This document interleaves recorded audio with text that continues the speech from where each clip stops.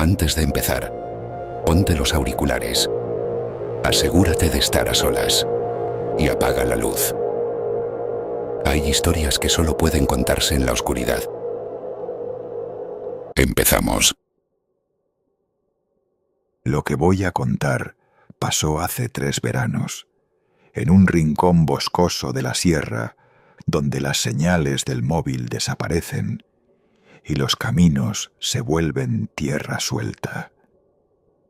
Fue durante un fin de semana largo, cuando 5 amigos decidimos alquilar unas cabañas aisladas para desconectar. Queríamos huir del ruido, del cemento, de las pantallas, y lo conseguimos, pero no como imaginábamos. Desde el primer día, algo no encajaba.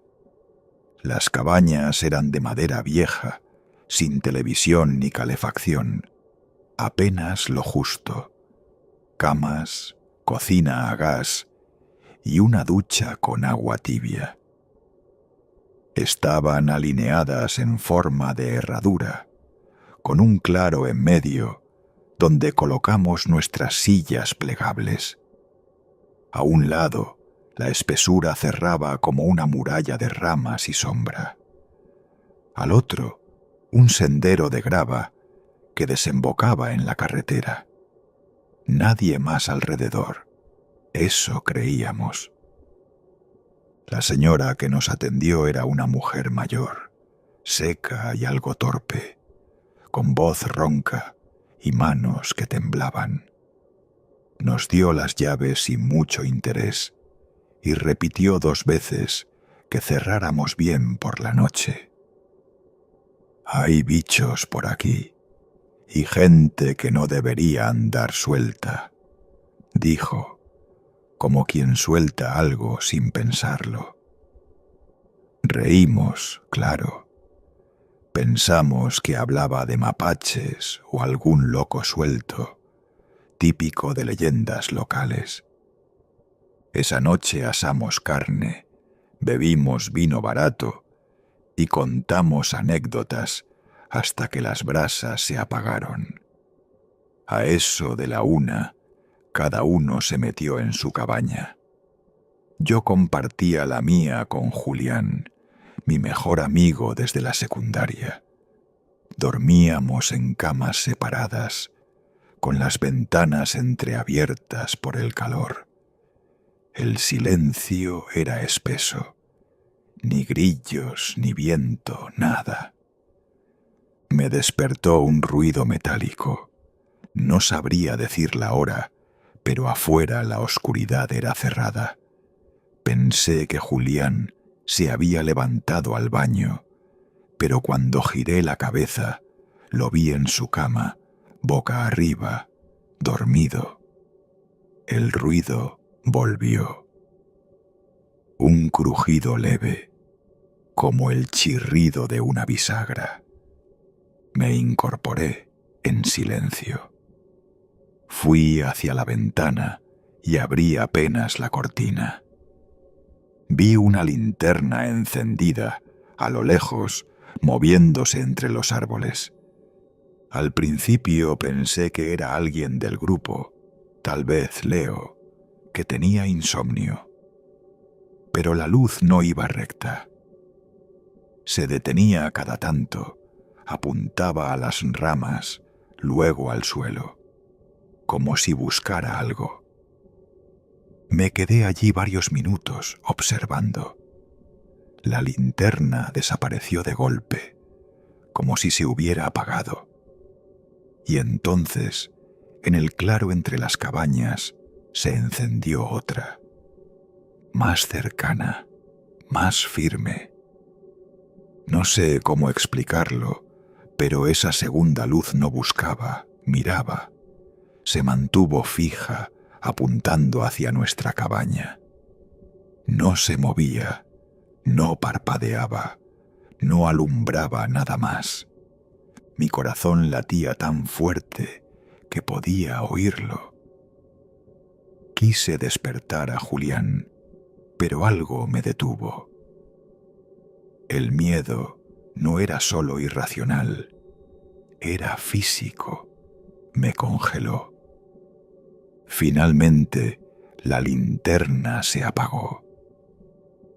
Pero no escuché pasos, no ramas quebrándose, solo silencio.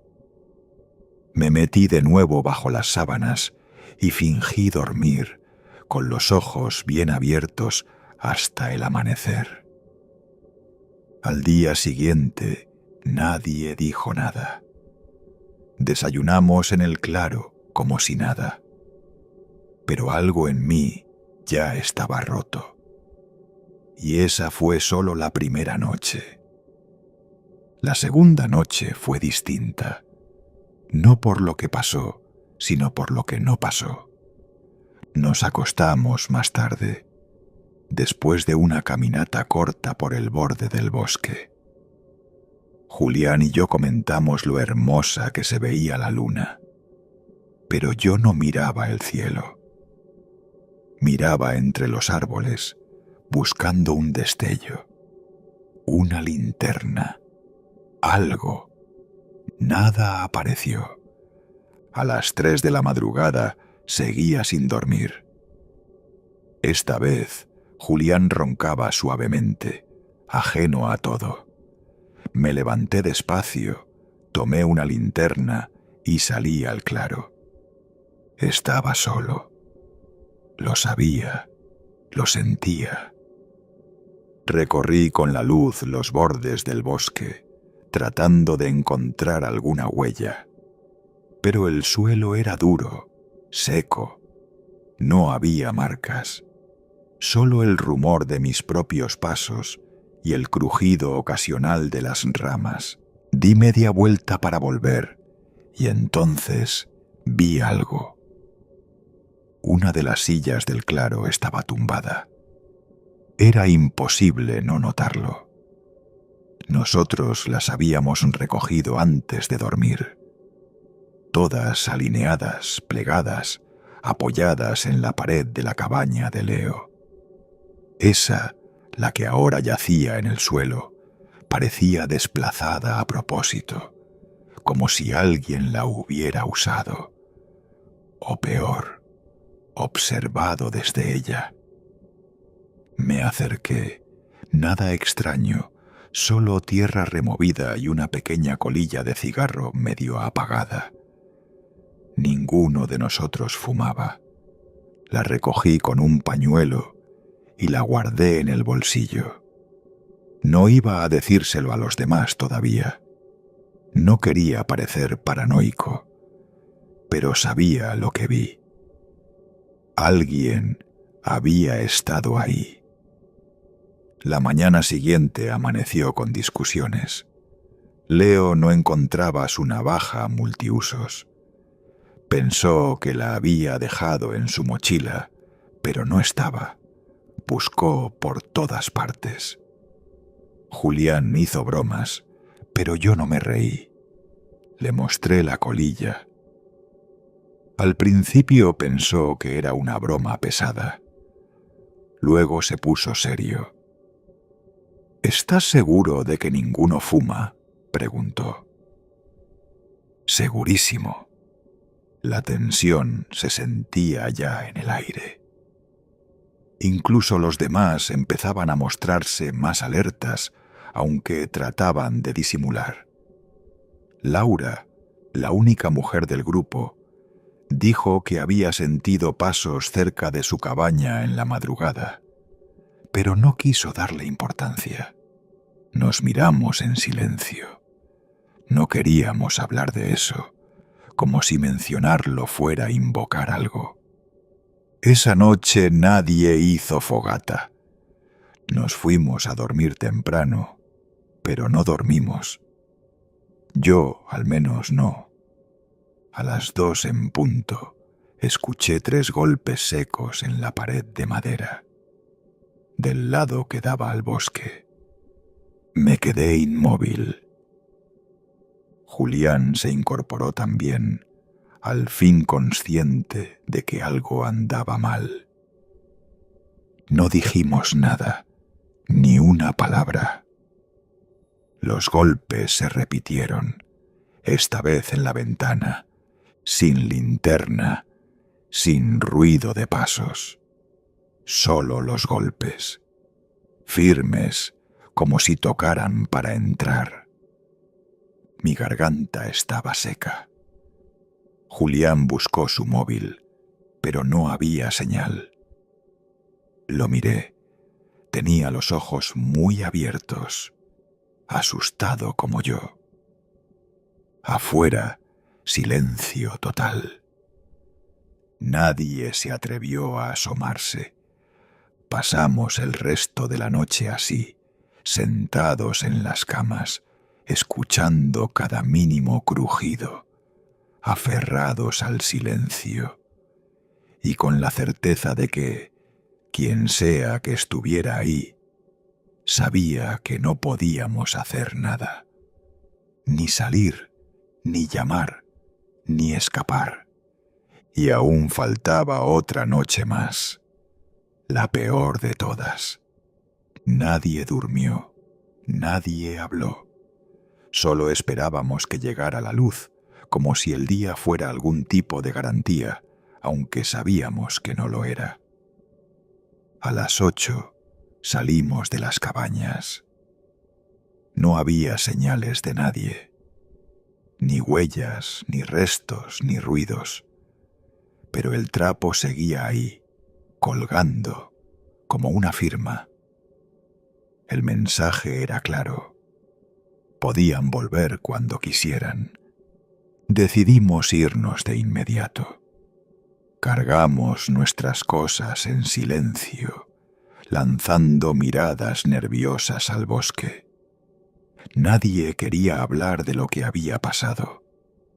Era como si, al hacerlo, lo trajéramos de vuelta. Cuando fuimos a entregar las llaves, la señora no estaba.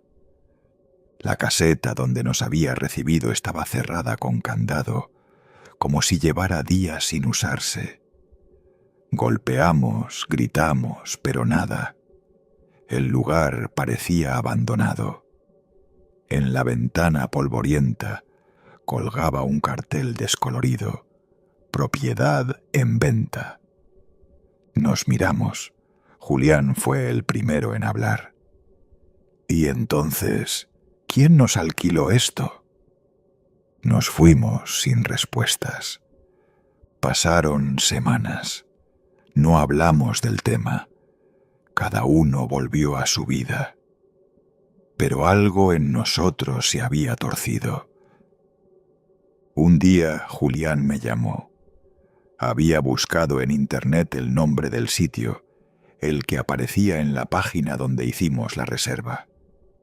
No encontró nada, ni el sitio web, ni la dirección, ni el número. Como si nunca hubiera existido. Pocos días después, Laura denunció que alguien había intentado entrar a su departamento. No se llevaron nada, solo dejaron una piedra sobre su mesa envuelta en un pañuelo. Era la misma que cayó junto al fuego aquella noche. Y luego, sin aviso, Leo desapareció. No dejó nota, no avisó a nadie, simplemente no volvió de su trabajo. Sus cosas estaban en casa, su móvil en la mesita, pero en el suelo, junto a la puerta, había una colilla, la misma marca, el mismo olor agrio. Desde entonces, todos vivimos con miedo. No del bosque, no de la oscuridad, del hecho de que alguien nos eligió, nos observó, jugó con nosotros y no ha terminado.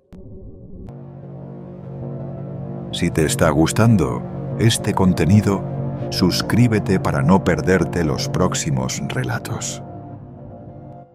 El salón de visitas estaba vacío, salvo por él, sentado con la espalda erguida, las manos juntas sobre la mesa metálica, y esa sonrisa que no alcanzaba los ojos.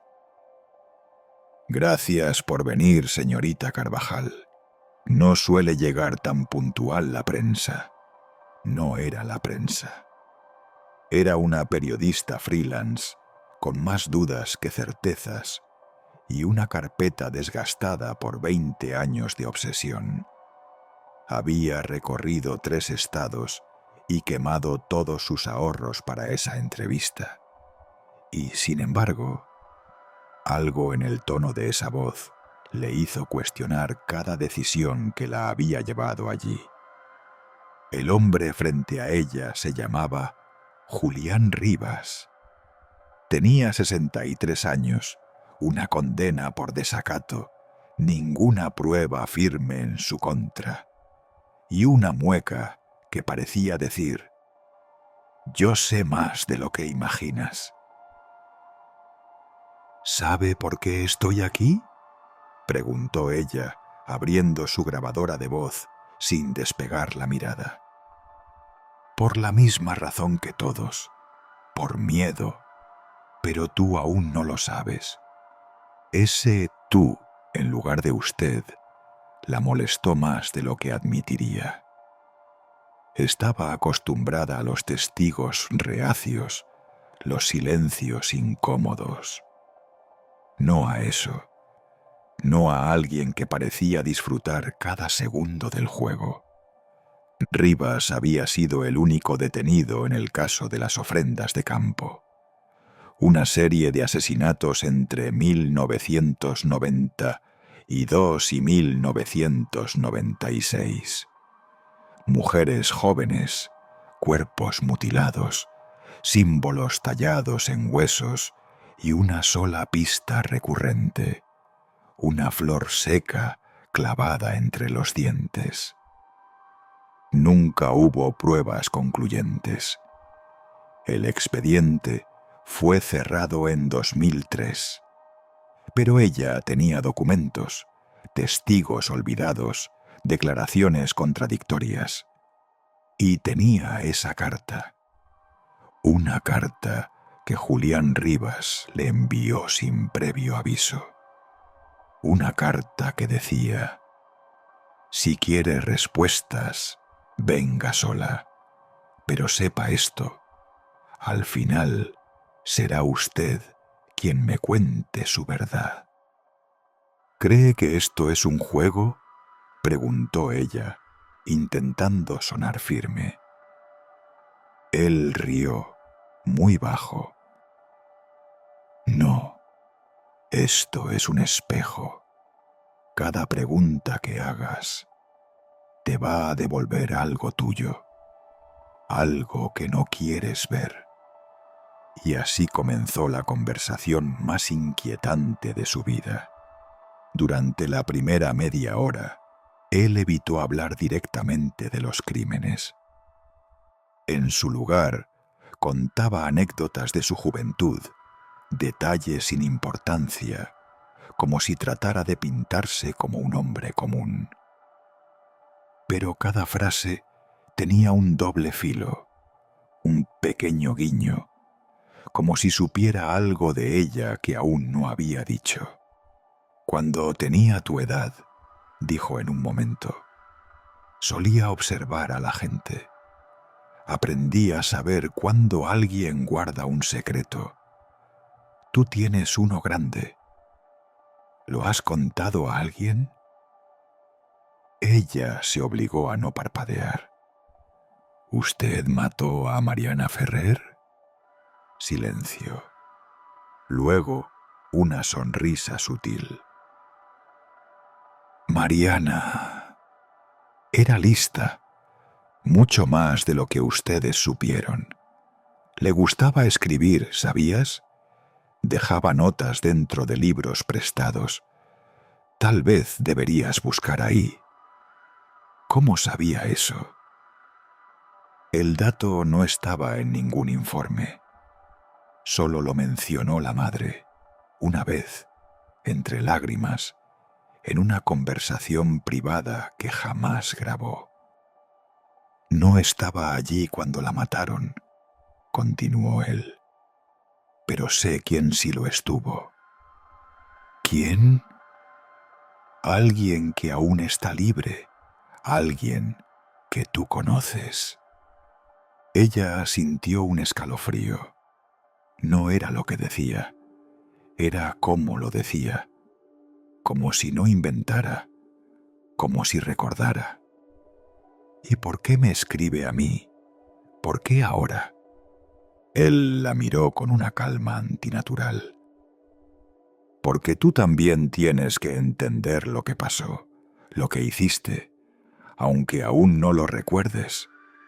Por un instante creyó que se estaba burlando, pero entonces algo dentro de su memoria titiló, como una lámpara vieja a punto de encender. Una imagen borrosa, una voz infantil, una palabra susurrada. ¿Qué sabe usted de mí? Más de lo que quisieras, menos de lo que necesitas. Entonces Rivas pidió un favor. Busca el archivo número 27. Hay una foto. Un niño en una esquina de una fiesta. Míralo bien. Ella asintió con frialdad, sin prometer nada. Pero esa noche, al revisar el expediente olvidado en una caja, encontró la foto. El niño estaba allí, mirando a la cámara con expresión ausente. Y lo peor es que se parecía a ella demasiado. El niño en la foto tenía los ojos oscuros y una mancha de nacimiento en la mejilla izquierda, justo como ella. Pero no recordaba esa fiesta, ni ese salón decorado con serpentinas azules, ni a la mujer que sostenía el pastel en el fondo de la imagen. Todo le resultaba ajeno y, a la vez, inquietantemente cercano. Pasó la noche entera repasando el archivo número 27. No decía mucho, solo una transcripción parcial de un interrogatorio a un testigo menor de edad, omitido en el informe final. Las últimas líneas estaban tachadas, pero se alcanzaba a leer una frase. Ella no lloró, solo miraba, como si ya supiera.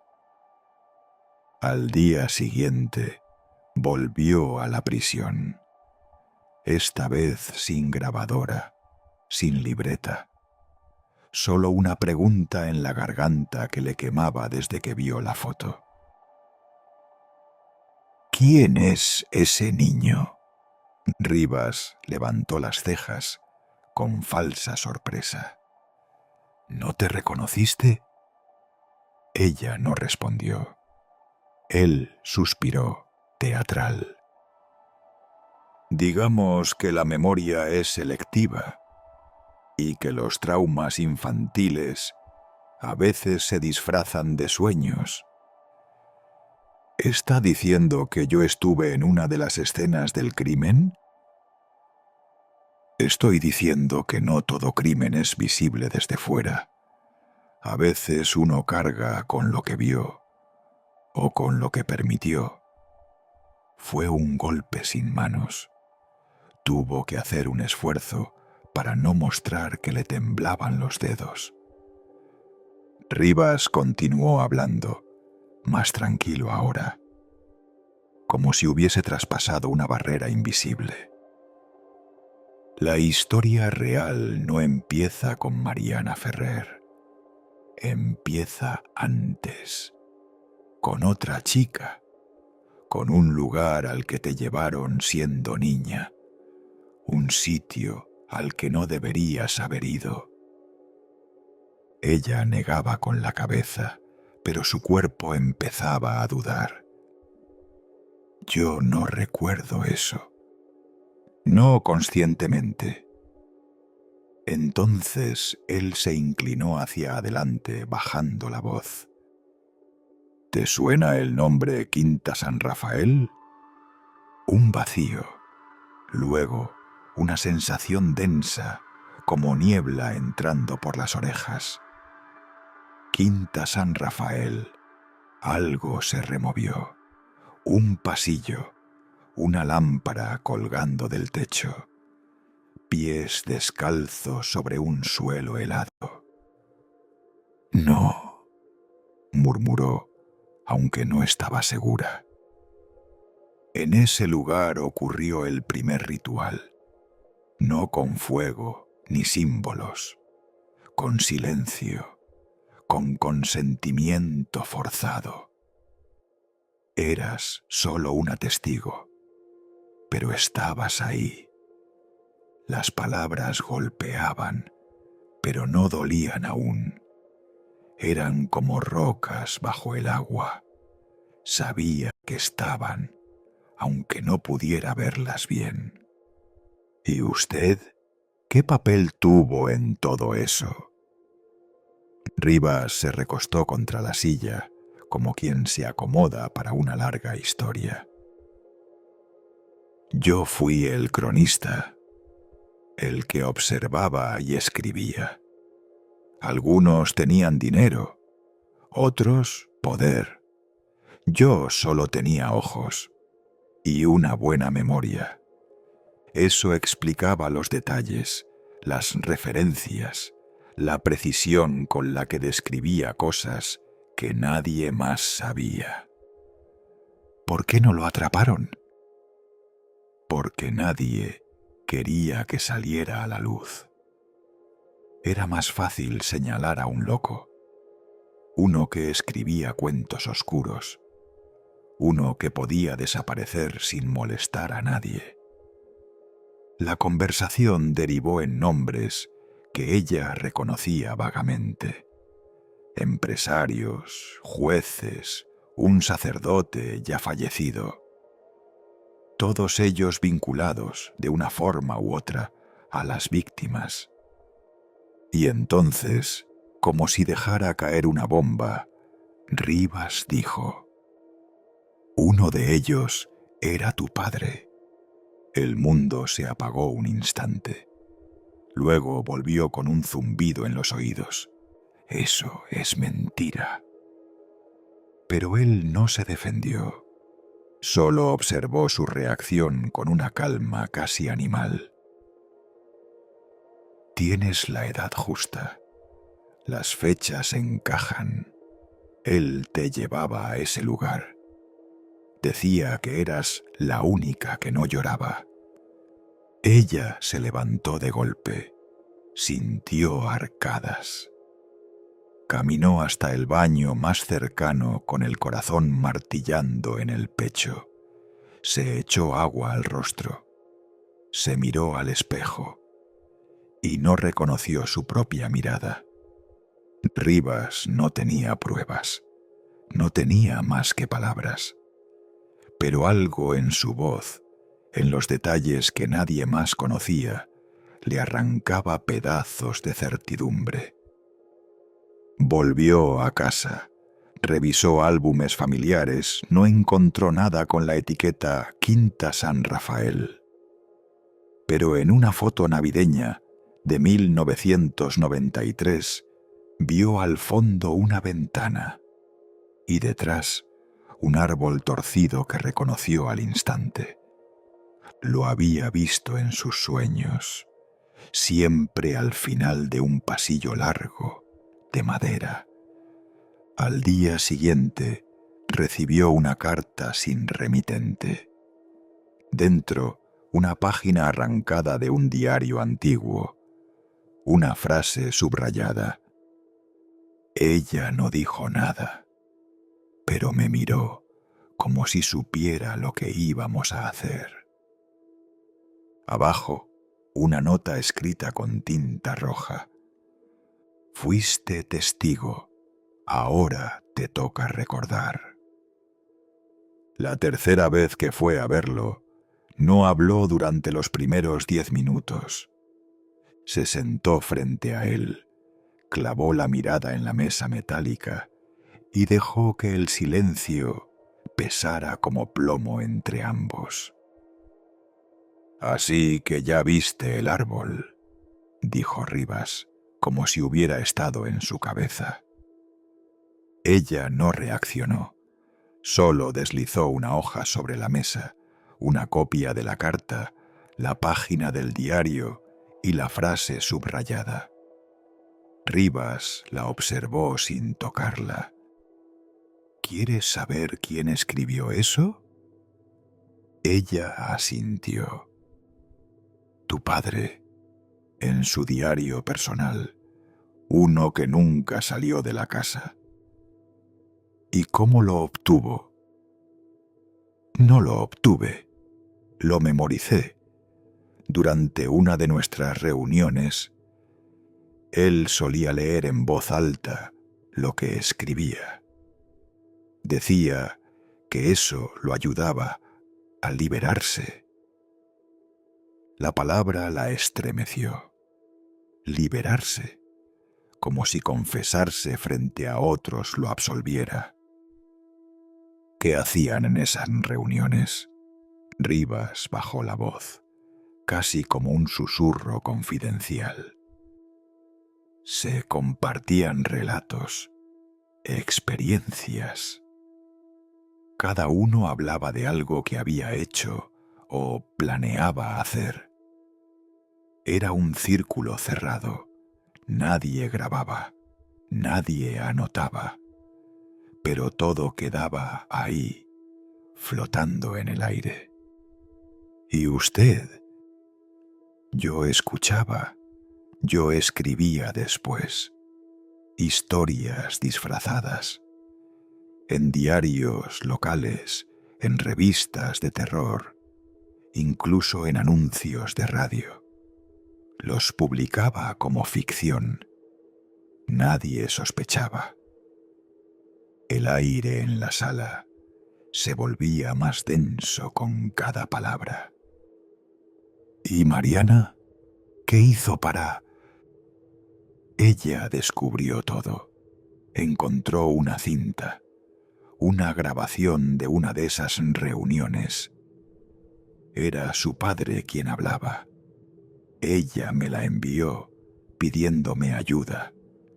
No quería ir a la policía, solo quería entender. ¿Y usted se la devolvió a los otros?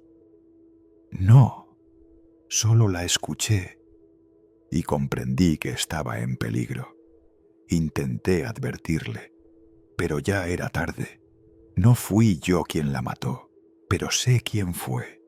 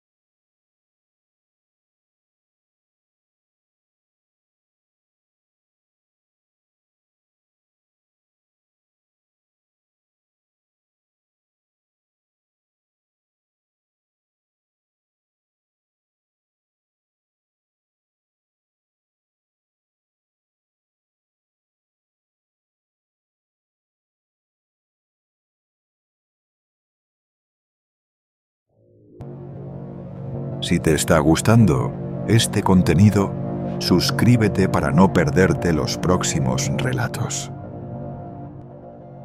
Lo que voy a contar empezó hace más de 6 años en Barcelona, con un hallazgo que heló hasta el investigador más experimentado. Aquella madrugada del 1 de mayo, un coche apareció completamente calcinado cerca del pantano de Foix. Dentro había un cuerpo que el fuego apenas había podido devorar. Poco más que cenizas, salvo unos tornillos con numeración quirúrgica que serían su salvación. Así se confirmó que era Pedro Rodríguez, agente de la Guardia Urbana. Pedro tenía 38 años. Era un hombre meticuloso, rígido en su disciplina, oficial de tráfico. En los días anteriores había desaparecido. La policía comenzó su investigación con una